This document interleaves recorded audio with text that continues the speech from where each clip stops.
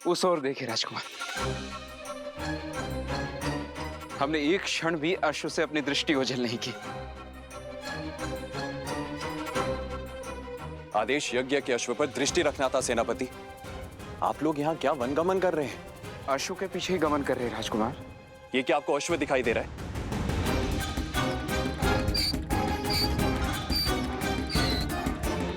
ये एक गधा है आप ही की तरह सेनापति।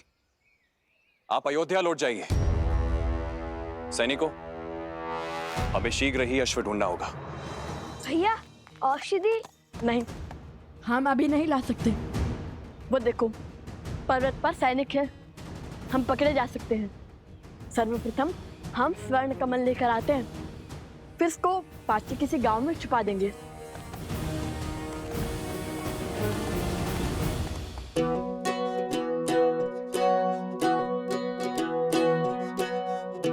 सुनो, यह स्थान उचित है। यहाँ पर कोई भी अश्व को नहीं ढूंढ पाएगा।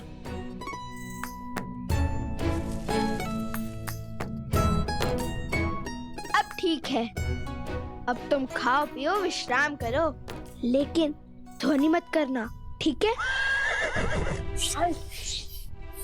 ध्वनि मत निकालना।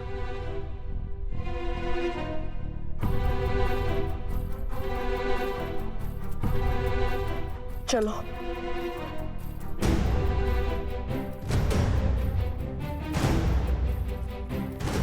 अरे अब क्यों छुप रहे हैं हम? अब तो अश्व भी नहीं है हमारे साथ। यदि सैनिक ने हमें देख लिया तो हमसे प्रश्न किया तो वन देवी के पुत्र सत्य थोड़ी ना कहेंगे।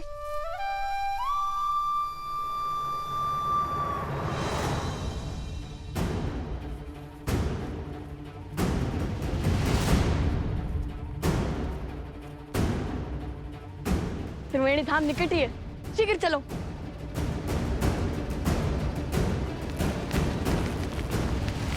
ऋषि कुमार,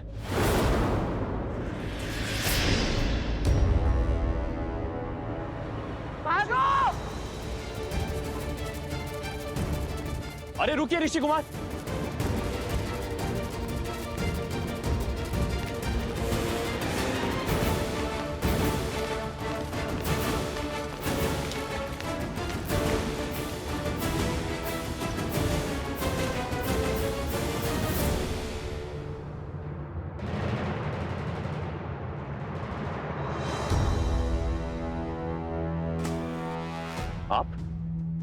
आपको तो मैंने अयोध्या में देखा था। और क्या वो ऋषि कुमार वही हैं जिन्होंने अयोध्या में गान किया था? क्या आप क्या कहना चाहते हैं? नहीं, वो नहीं है। तो फिर वो दोनों भागे क्यों? क्योंकि वो असत्य नहीं बोल सकते, किंतु मैं बोल सकता हूँ ना। आपने क्या हमारे अश्वमेध के अश्व को कहीं देखा है? सत्य कही, अन्यथा आपके प्राण संकट में पड़ सकते हैं। सत्य सत्य तो ये है, आप और आपके सैनिक कभी एक बाल ऋषि कुमार के प्राण नहीं हारेंगे। और दूसरा सत्य ये है, आप और आपके सैनिक लव कुश से कभी जीत नहीं पाएंगे। राजरुज, वो दिख गए, वो ऋषि कुमार। ऋषि कुमार रुको।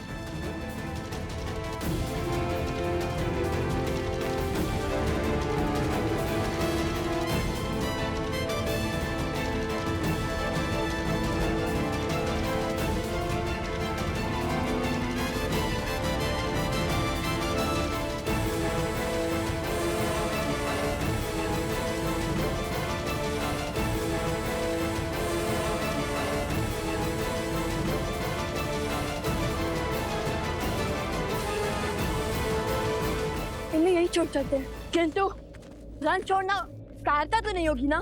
कभी कभी रन छोड़ देना ये सबसे बड़ी रणनीति है।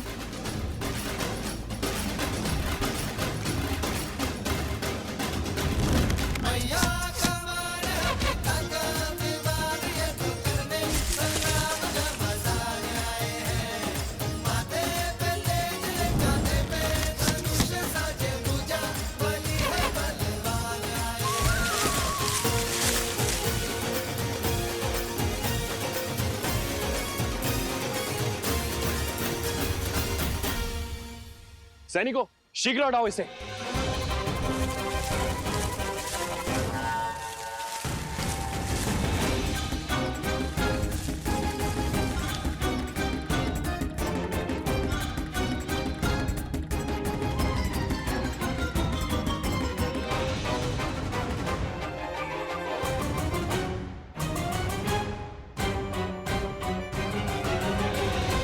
आज तक तो केवल रुके थे, अब फंसेंगे।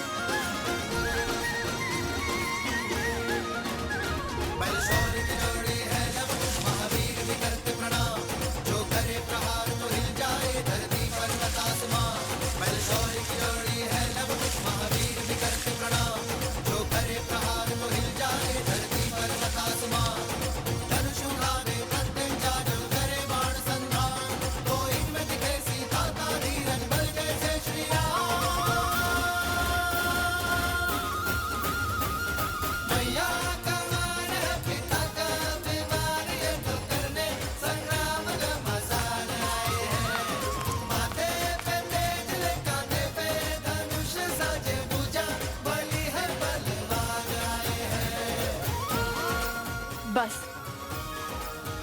अब वो यहाँ फंस जाएंगे। पर हमें अधिक समय मिल जाएगा।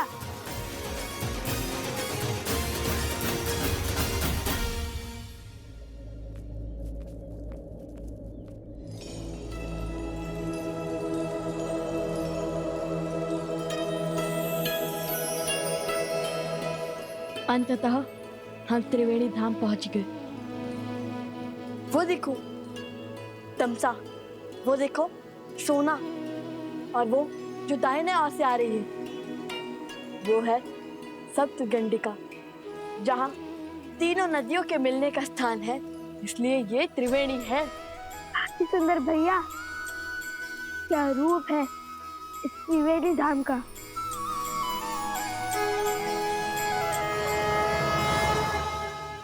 भैया अभी आंखें मूंदी तो मन में एक विचार आया।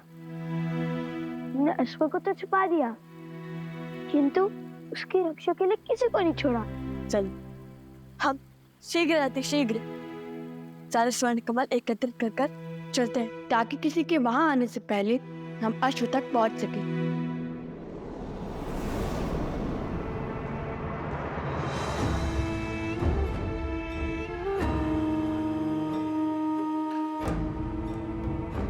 आओ प्रबंधासुर, देखो तुम्हारे परम मित्र और मेरे प्रिय पुत्र चंद्रबाहु की मृत्यु का प्रतिशोध लेने की घड़ी आ गई है।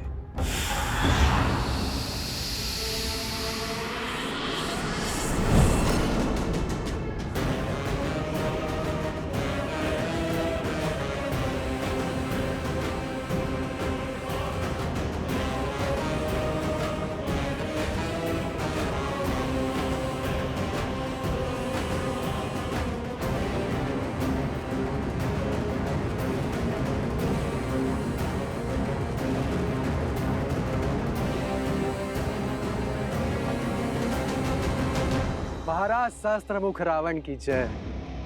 महाराज, जिस क्षण की प्रतीक्षा में मैं अब तक जी रहा था, वो क्षण वो प्रतिशोध का सुख देने के लिए आपका कोटि कोटि धन्यवाद।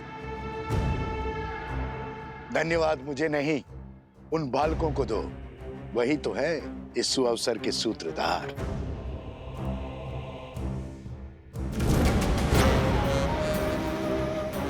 मैं उस अश्व को मारकर उस राम के अश्वमेध यज्ञ को असफल कर दूंगा। वो जिस मर्यादा धर्म की ध्वजा लहराना चाहता है, उसे मैं तार तार कर दूंगा। कदापि नहीं। हमारे प्रतिशोध की पूर्ति इस अश्व की मृत्यु से नहीं होगी। जैसा मैं कहता हूं वैसा करो। किंतु महाराज, सामने खड़े सुअवसर को केवल मूर्ख ही गवाते हैं। मैं इस अश्व को मारकर सीधा राम को युद्ध के लिए ललकारूंगा। फिर वो तो क्या, उसके समस्त परिवार को समाप्त कर दूंगा मैं। अपनी क्रोधाग्नि को शांत करो, बल से नहीं बुद्धि से काम लो। वचन देता हूं प्रतिशोध का ऐसा भव्य सुख दूंगा तुम्हें जिसमें राम और उसका परिवार स्वयं ही एक दूसरे की मृत्यु का कारण बनेंगे।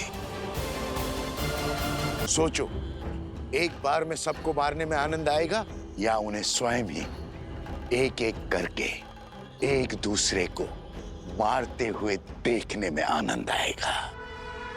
और अपनी योजना के लिए मैंने तुम्हें चुना है, क्योंकि छल में तुम्हें मात देना असंभव है। तुम कभी भी कोई भी रूप धरकर किसी भी वस्तु में प्रकट हो सकते हो। मैं चाहता हूं कि तुम यज्ञ के अंत तक इस अश्व के साथ रहो। वो लवकुश बहुत संस्कारी और साहसी है।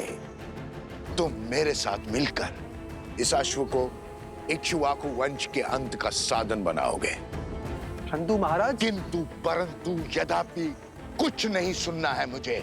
जैसा कहता हूं वैसा करते जाओ।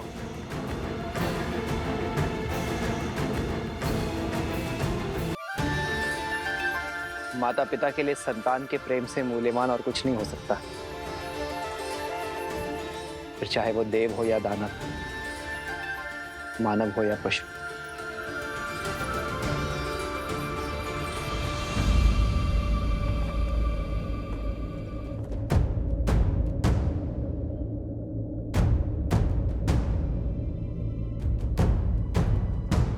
क्या हुआ सेनापति? शत्रुघ्न ने तुम्हें यहाँ क्यों भेजा? मुझे क्षमा करें महाराज, उन्होंने मुझे अति शीघ्र अयोध्या लौटने का आदेश दिया है, क्योंकि मेरी चौकसी में यज्ञ का अश्वक हो गया।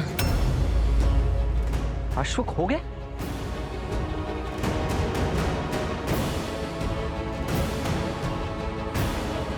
और अब वो स्वयं अश्व को खोज रहे हैं। यज्ञ का अभिमंत्रण आसुरी शक्तियों और दुर्घटनाओं से बचाता है, किंतु केवल तब जब देवताओं का आशीर्वाद हमारे साथ हो।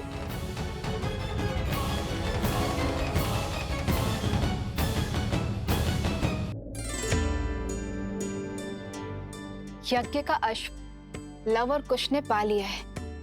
क्या इस पर अब भी कोई संकट आना बाकी है? क्या देवताओं को श्री राम का यज्ञ अस्वीकार है?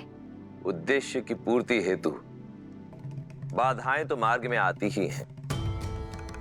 रही बात देवताओं की, तो यज्ञ के विधि विधान, सभी नियम स्वयं पुरातन ऋषियों ने ही निर्धारित किए थे, जिन्हें देवताओं को भी मानना पड़ता है,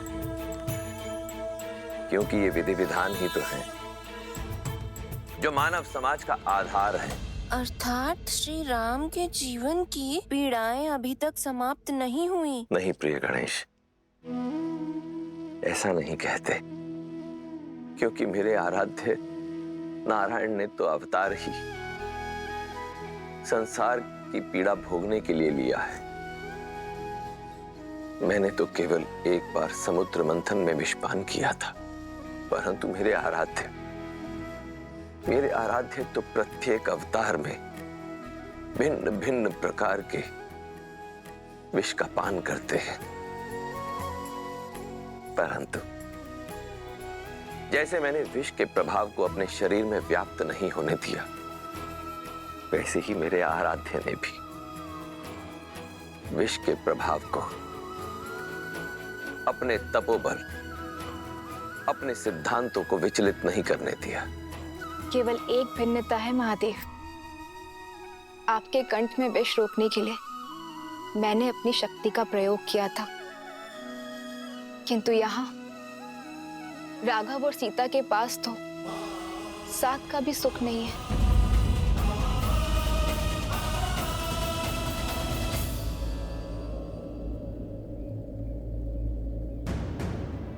मिला क्या?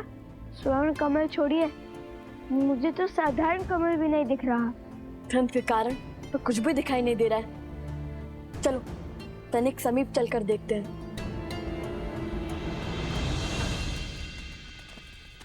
देखो पदचिन्ह।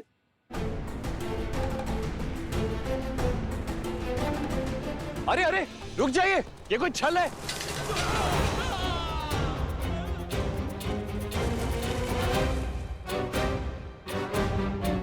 हमें अपने सैनिकों को बचाना होगा।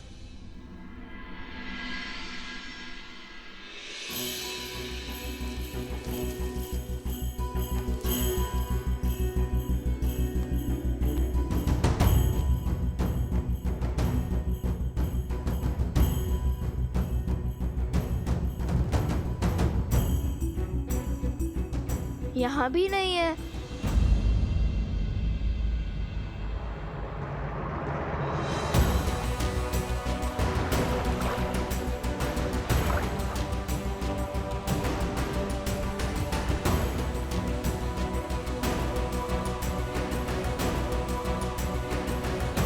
भैया,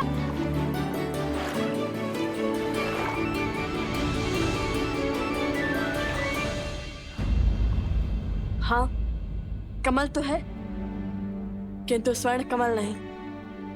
आज सोम हमारे साथ नहीं है, तब भी दुर्भाग्य हमारा पीछा ही नहीं छोड़ रहा। हाँ,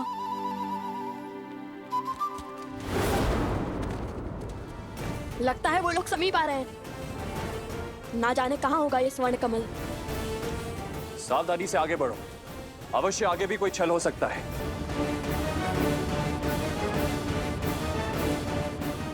कुछ कहीं हम कुछ भूल तो नहीं रहे?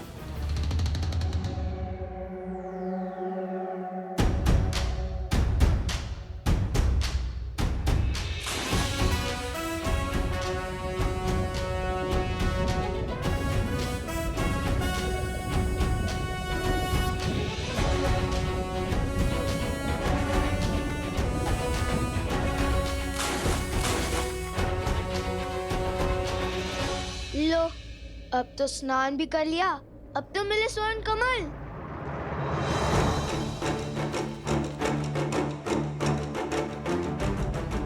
भैया, ये आने वाले हैं। चलिए पानी के भीतर छुप जाते हैं। ऐसे कब तक छुपेंगे कुश? और यदि वो भी जल में उतर गए तो? अब ये सोचो कि हम चूक कह रहे हैं। और यदि भगवान वाल्मीकि ने कहा है तो दिव्य स्वर्ण कमल भी तो यही होने चाहिए ना? किसी ने चुरा तो नहीं लिए? अरे कुश, स्वर्ण कमल कोई कैसे चुरा सकता है?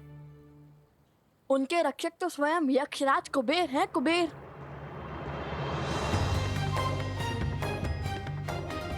तो यहाँ चूक हुई है हमसे। कुबेर मंत्र का जाप करने को कहा था गुरुवर भरद्वाज ने हमें।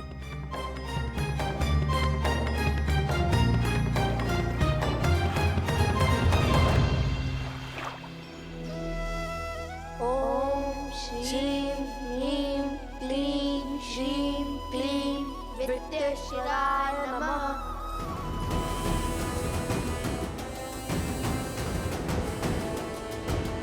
नदी की ओर चलिए, अवश्य ही वो अपनी प्यास तृप्त करने नदी की ओर भागे होंगे।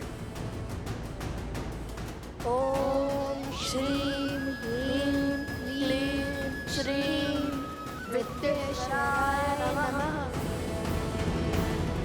ओम श्रीं ह्रीं श्रीं क्लीं विद्येश्वराय नमः। ओम श्रीं ह्रीं क्लीं श्रीं क्लीं विद्येश्वराय नमः। ओम श्रीं ह्रीं क्लीं श्रीं क्लीं विद्येश्वराय नमः। ओम श्रीं ह्रीं क्लीं श्रीं क्लीं विद्येश्वराय नमः। हे तमसा माता, सहायता कीजिए हमारी। हमारी माता भी आप ही की भांति हैं, प्रकृति का अंग। आप जल देवी हैं और हमारी माता वन देवी हैं। बचाइए हमें तमसा माता। विद्येश्वराय नमः। ओम श्रीं ह्रीं क्लीं श्रीं क्लीं विद्येश्वराय नमः। आपके पुत्रों को हमारा आशीर्वाद प्राप्त करने के लिए नदी में स्वयं स्नान करना होगा और आपकी संतानों की सुरक्षा हमारा दायित्व है।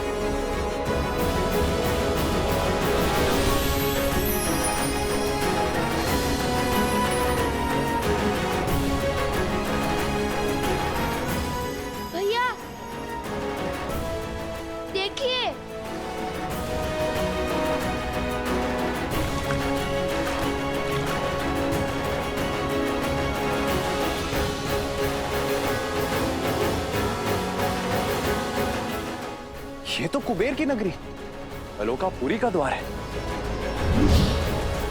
यक्षराज कुबेर, उन ऋषि कुमारों ने अयोध्यापति महाराज श्री राम के अश्वमेध यज्ञ के अश्व को रोकने का दुस्साहस किया है। अयोध्या नरेश श्री राम के नाम पर मैं आपसे निवेदन करता हूं कि ये द्वार खोल दीजिए।